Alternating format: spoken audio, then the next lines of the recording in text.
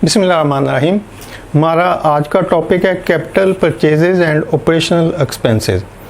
ये account finance की term है और बेसिकली ये बजट के लिए यूज़ की जाती है। जब भी किसी ऑर्गेनाइजेशन में नेक्स्ट ईयर के लिए बजट बनाया जाता है, यानी जो फोरकास्ट होती है कि जी हमने नेक्स्ट ईयर में ये चीज़ें ख़रीदनी है, तो उसके लिए जो बजट बनाया जाता है तो उसमें कुछ अमाउंट को एलोकेट कर लिया जाता है कि अगर हमने एक नई बिल्डिंग ख़रीदनी है, बनानी है, तो उसके ऊपर इतना खर्च करेंगे, और अगर हमने रॉ मटेरियल ख़रीदने हैं तो उसके ऊपर इतना खर्च करेंगे, एडवर्टाइजमेंट के ऊपर इतना खर्च करेंगे, एंटरटेनमेंट के ऊपर इतना खर्च करेंगे, न्यू व्हीकल परचेज़ करने हैं एम्प्लॉयज़ के लिए या कंपनी के लिए तो उसके ऊपर इतना खर्च करेंगे।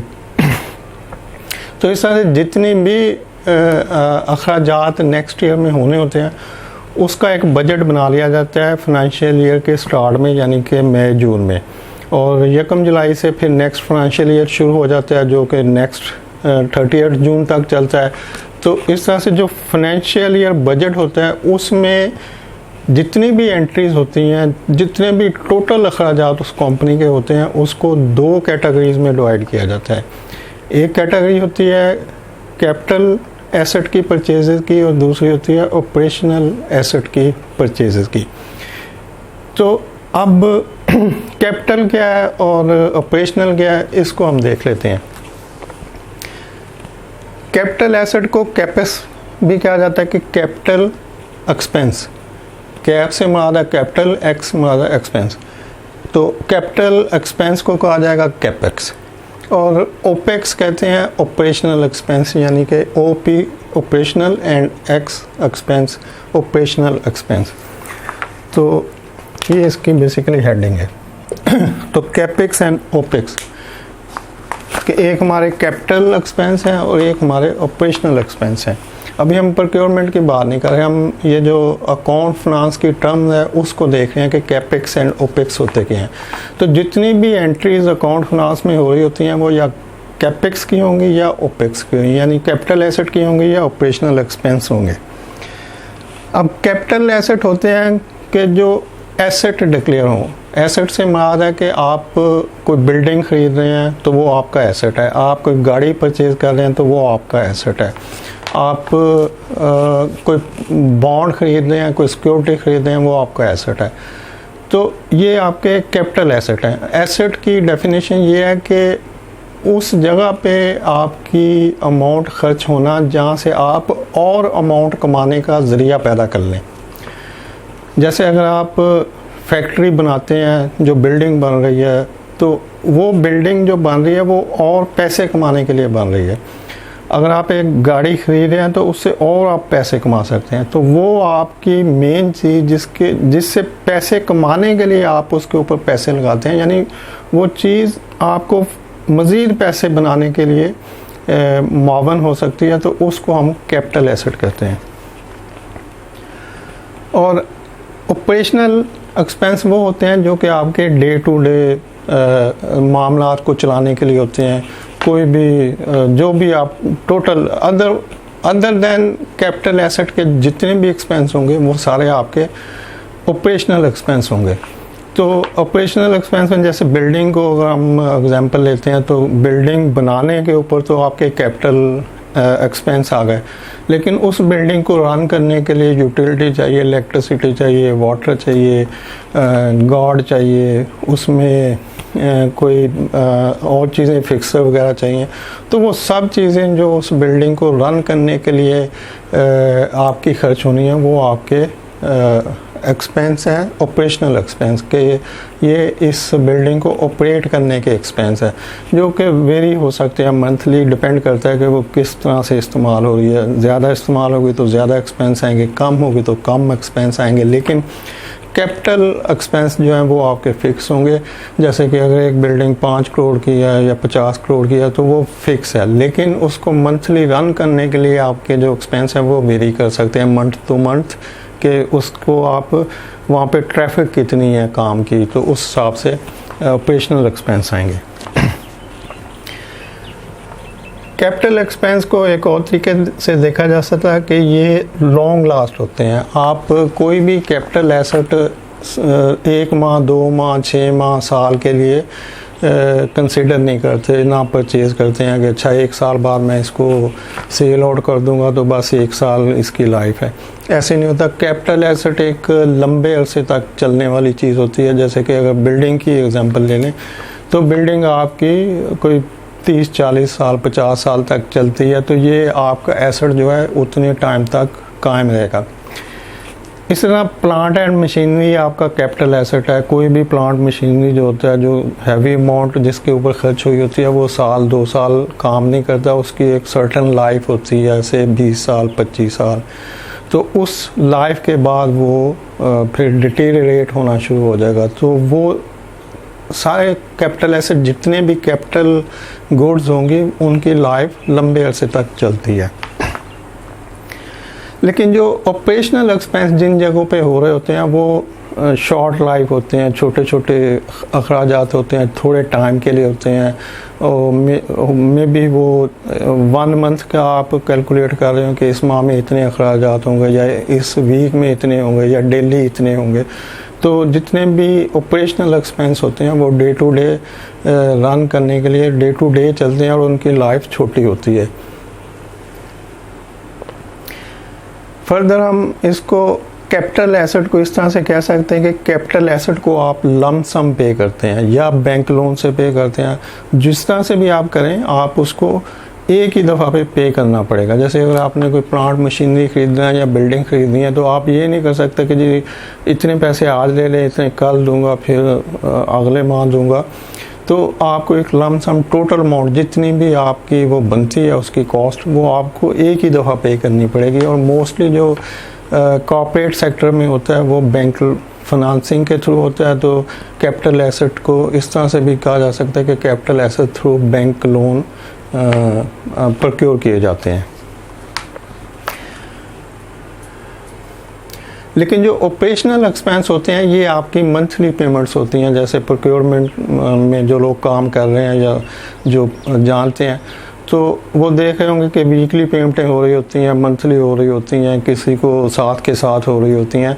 तो जितने भी ऑपरेशनल एक्सपेंस होते हैं आप उसको एक ही दफ़ा पे नहीं करते, ना ही कर सकते हैं, क्योंकि डेली चीज़ें आ रही होती हैं और डेली पेमेंटें भी हो रही होती हैं। तो वहाँ पे कोई एक आइटम नहीं होती। कैपिटल एसेट में आपकी कोई एक सॉलिड कोई एक चीज़ होगी। अगर आपने 1 साल में एक बिल्डिंग बनानी है तो वो एक ही होगी 1 साल में। लेकिन ऑपरेशनल एक्सपेंस में छोटी छोटी बहुत सारी पेमेंटें होती हैं जो फ्रीक्वेंटली होती रहती हैं। तो ये एक दफ़ा आप लमसम नहीं कर सकते, ना ही इसके लिए कोई बैंक लोन होगा कि जी हमारी इतनी ऑपरेशनल पेमेंटें हैं कल के लिए तो इसके लिए बैंक लोन ले लें और परसों जो पेमेंटें आएंगी उसके लिए हम एक और बैंक लोन लेंगे। तो ऐसे नहीं होता। वो आपको आपका जो कैश इन हैंड होता है, जो ऑपरेशनल एक्सपेंस आपने रखे होते हैं साइड के ऊपर, हर कंपनी ने कुछ टाइम के लिए, जैसे कि 1 साल के लिए, 6 माह के लिए या मे बी 2 माह के लिए कुछ अमाउंट जो उसकी ऑपरेशनल एक्सपेंस पे खर्च होनी होती है उसको साइड पे रखा होता है कि ये मेरे ऑपरेशनल एक्सपेंस हैं। जिन लोगों की सैलरी लेट होती है वो इसलिए होती है कि उन्होंने बैकअप पे अपने ऑपरेशनल एक्सपेंस को सेव नहीं किया होता। वो बस मंथली 1 मंथ के ऊपर रिवॉल्व कर रहे होते हैं कि इस माह में जितनी कलेक्शन होगी उसमें से हम ऑपरेशनल एक्सपेंस निकालेंगे, और अगर वो उतनी इनकम नहीं जनरेट कर सकते या सेल नहीं होती या रिकवरीज नहीं होती तो फिर वो सैलरीज लेट हो जाती हैं। तो अच्छी कंपनी जो है वो ऑपरेशनल एक्सपेंस के लिए एक लंबे टेन्योर के लिए में भी साल 6 माह कुछ टाइम के लिए अपने ऑपरेशनल एक्सपेंस इन हैंड रखती हैं। नेक्स्ट है डेप्रिसिएशन विद टाइम। जो कैपिटल एसेट होते हैं इनकी डेप्रिसिएशन होती है। डेप्रिसिएशन होती है कि अगर आपने एक गाड़ी खरीदी है और उसकी कीमत 20 लाख है और उसने अगले 10 साल तक चलना है तो आप उसकी कीमत होगी 2 लाख पर ईयर। तो 10 साल में उसकी 20 लाख कीमत पूरी हो जाएगी। जब वो गाड़ी 1 साल चल जाएगी तो उसकी कीमत रह जाएगी 18 लाख। फिर जब 2 साल गाड़ी चल जाएगी तो उसकी कीमत रह जाएगी 16 लाख। ऐसे जैसे जैसे साल उसके चलते जाएंगे उसकी कीमत कम होती जाएगी, बेशक मार्केट में उसकी वैल्यू ज़्यादा हो, लेकिन हम अपनी बुक्स में जो अकाउंट्स वाले उसकी डिप्रिसिएशन वैल्यू डिक्लेयर करते हैं जब, और उसको काउंट करते हैं जब हर साल, तो वो एक जो उन्होंने रेशो डिसाइड की हुई होती है कि इसकी इतनी लाइफ हमने यूटिलाइज करनी है और इस पे इतना खर्च हो चुका है, तो उसको हमने इतने % डिप्रिशिएट करना है, यानी हर साल इतने % कम करते रहना है। तो उस रेशो से वो उसको कम करते रहते हैं। जब उसकी डिप्रिशिएशन वैल्यू 0 हो जाती है उस चीज़ की, तो फिर उसको सेल आउट कर दिया जाता है कि ये अब हम इसकी जगह पे नई गाड़ी लेंगे। ये सिमिलर जितने भी एम्प्लॉयज़ होते हैं उनको जब कंपनियां कुछ गाड़ियां देती हैं या कुछ ऐसे कैपिटल एसेट होते हैं जो एम्प्लॉयज़ को दिए जाते हैं, तो उन पे भी यही अप्लाई होता है। तो एम्प्लॉयज़ देख रहे होते हैं कि मेरी गाड़ी की इतनी डिप्रिसिएशन हो रही है, तो मुझे नेक्स्ट गाड़ी नई मॉडल की कब मिलेगी, तो उनको समझ होती है कि इतने साल बाद मुझे नई गाड़ी मिल जाएगी क्योंकि इसकी डिप्रिसिएशन वैल्यू 0 हो जाएगी। तो जितने भी कैपिटल एसेट होते हैं उनकी डिप्रिसिएशन वैल्यू कैलकुलेट हो रही होती है एनुअली, और वो कम होती जाती है बुक्स में कि इतनी कम हो गई, इतनी हो गई, इतनी हो गई, और एक टाइम पे आके जो कि उन्होंने डिसाइड किया होता है कि अगर हमने इसको 10 साल रखना है चीज़ को, तो 10 साल बाद वो 0 हो जाएगी। लेकिन जो ऑपरेशनल एक्सपेंस होते हैं, ऑपरेशनल एसेट्स होते हैं, चीज़ें होती हैं जिस पे ऑपरेशनल एक्सपेंस हुए होते हैं, उनकी कोई डेप्रिसिएशन वैल्यू नहीं होती, वो आपकी इन्वेंट्री में अकाउंट फॉर होती हैं। यानी जो कैपिटल एसेट है ये आपके जब अकाउंट फॉर किए जाते हैं तो इनको डेप्रिसिएशन रेशो इन पे डाली जाती है। लेकिन वो चीज़ें जो आपके इन्वेंट्री में पड़ा है, इन्वेंट्री में जो स्टॉक पड़ा है, जो वो भी आपका एक किस्म का एसेट है, उसकी भी वैल्यू है, लेकिन उसकी डेप्रिसिएशन काउंट नहीं होती और वो एक फिक्स्ड लिमिटेड टाइम के अंदर यूज़ हो जाता है। वो लिमिटेड टाइम मैक्सिमम 1 माह भी हो सकता है या 1 माह से कुछ ज़्यादा भी हो सकता है। नॉर्मली जितनी भी इन्वेंट्री होती है वो 1-8 माह के लिए उसको मैनेज किया जाता है और उसके बाद नई वो रोटेट होती रहती है, नई चीज़ें आती रहती हैं, पिछली प्रोडक्शन में यूज़ हो जाती हैं।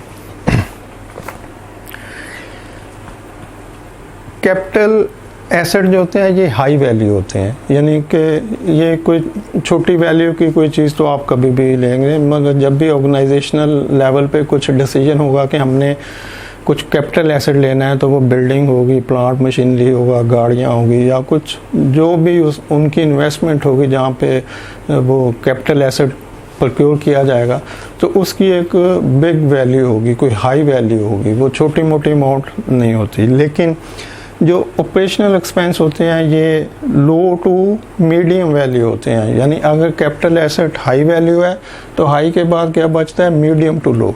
तो लो टू मीडियम वैल्यू जितनी चीज़ें होंगी वो फिर ऑपरेशनल एक्सपेंस में आएंगी। अगर उसकी इतनी वैल्यू है तो वो ऑपरेशनल नहीं होगी, वो फिर कैपिटल एसेट होगी और उसकी कैटेगराइज भी उसको कैपिटल एसेट में किया जाएगा। तो ये तो सिंपल डेफिनेशन थी कि कैपिटल क्या होता है और ऑपरेशनल क्या होता है। कैपिटल वो होता है जो आपकी एसेट हो, एसेट में डिक्लेयर हो, और ऑपरेशनल वो होता है जो आपके ऑपरेशनल एक्सपेंस में डिक्लेयर हो कि ये हमारे रोज़मर्रा के अखराजात हैं और ये हमारा वन टाइम एक्सपेंस है जो हमने एक दफ़ा खर्च करके इसको ये बनाना है या लेना है और फिर इससे आगे पैसे जनरेट करने हैं, यानी इससे आगे पैसे कमाने हैं। यानी कैपिटल एसेट आपका आगे पैसे कमाने का एक ज़रिया होता है जिससे आगे मनी जनरेट हो।